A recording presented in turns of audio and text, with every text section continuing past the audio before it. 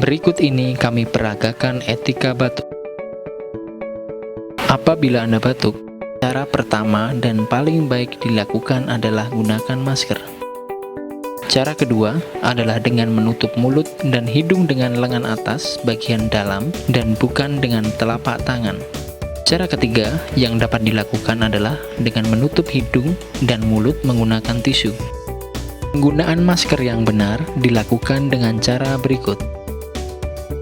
Langkah pertama, tutuplah mulut, hidung, dan dagu Anda.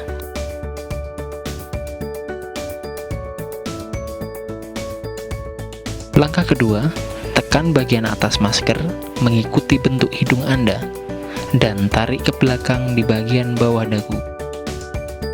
Langkah ketiga, lepaskan masker yang telah digunakan dengan hanya memegang tali.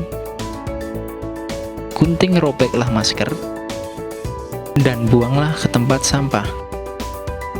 Kemudian, segeralah mencuci tangan dengan menggunakan sabun dan air mengalir.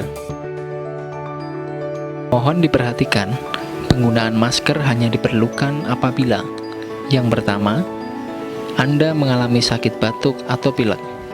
Kedua, jika Anda sedang berangsur pulih dari sakit. Ketiga, adalah apabila Anda sedang merawat orang batuk atau pilek.